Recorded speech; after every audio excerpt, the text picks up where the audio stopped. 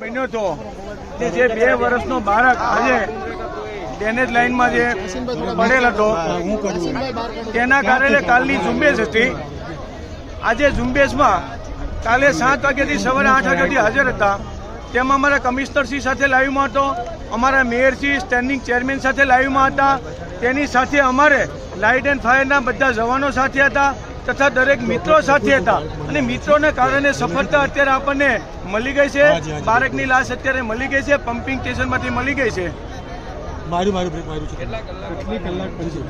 આજે કલાક જુઓ તો કાલે 5 વાગ્યાનો બનાવ હતો, એટલે આજે 5 કલાક થયો, 24 કલાક થયા છે.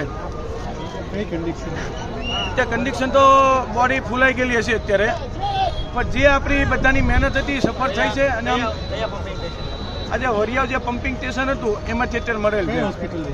હવે અત્યારે નક્કી નથી થયું. હું ત્યાં ખાસ બેનને સમાચાર આપવા આવ્યો છું કે આ તે બનાવ પડેલો છે.